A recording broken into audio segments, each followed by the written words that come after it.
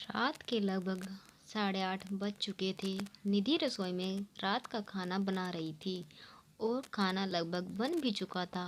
केवल दाल में तड़का लगाना ही बाकी था।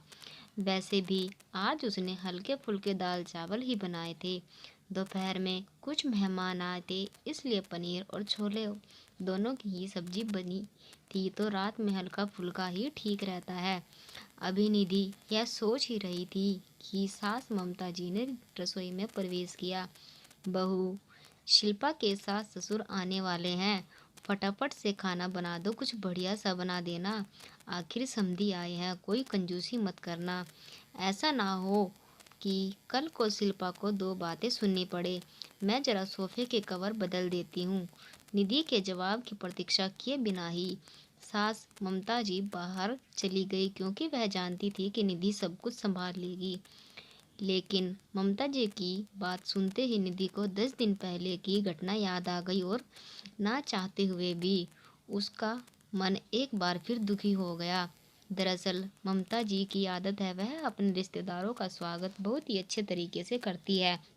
लेकिन अक्सर जब निधि के घर से कोई भी आता तो उन्हें उचित सम्मान नहीं देती है। जब भी निधि के घर से कोई आता तो ममता जी अक्सर मुंह बना लेती है। कभी अच्छे तोहफे न लाने का ताना देती है, तो कभी यह ताना देती है कि बेटी के घर यूं रोज रोज नहीं आया जाता। कभी बची हुई मिठाई उनके आगे रख देती है, तो कभी कोई ऐसी बात जो निधि को दुखी कर देती है। लेकिन पिछली बार तो हद ही हो गई। जब निधि के माता पिता अचानक बिना किसी को पूर्व सूचना के आ गए, तो ममता जी ने दोबारा खाना ना बनवाकर दाल को पानी डालकर पतला करने का आदेश दे दिया और दोपहर की पड़ी हुई सब्जियों में छोंक लगाकर गर्म करने को कह दिया। रायते में तो वह खुद ही पानी डालकर चली गई।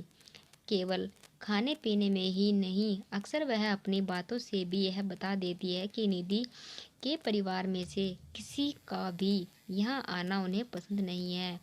वहीं दूसरी तरफ अगर उनकी बेटी के ससुराल से कोई आता तो 36 तरीके के व्यंजन बनाए जाते हैं, उन्हें पूरा सम्मान दिया जाता है। आज भी जब उन्हें पता चला कि उनकी बेटी के सास ससुर आने वाले हैं, तो उन्होंने निधि को बढ़िया खाना बनाने का हुक्म दे डाला।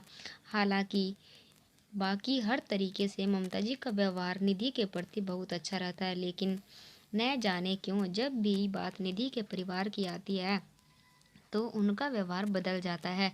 बस यही सब सोचकर आज निधि की आंखें भर आई। कहते हैं कि किसी के सब्र का इम्तिहान नहीं लेना चाहिए, लेकिन शायद ममता जी यह बात समझ नहीं पा रही थी, इसलिए बार बार निधि के मायके वालों को अपमानित करके वह निधि को दुखी कर रही थी।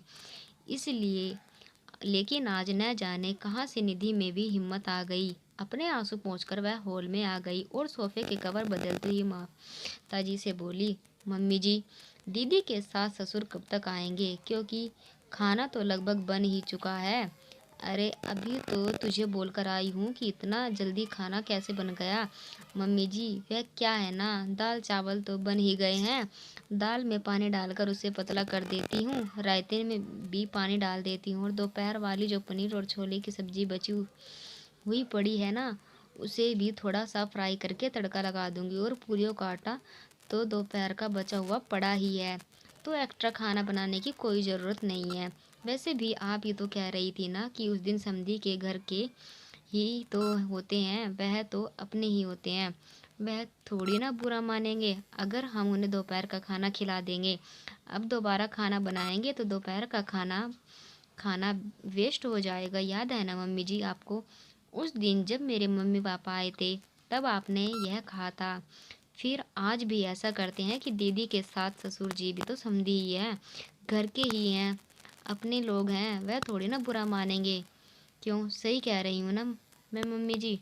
निधि की कही हुई बात आज ममता जी को आईना दिखा रही थी और वह यह एहसास करवा रही थी कि आज तक जो निधि के परिवार के साथ कितना गलत कर रही थी। शायद निधि के इतना सब कुछ सुनाने के बाद आज निधि से आंख मिलाने की हिम्मत नहीं हो रही थी, लेकिन फिर भी गलती का एहसास होने पर गलती को स्वीकार न करना यह ममता जी की फितरत नहीं थी।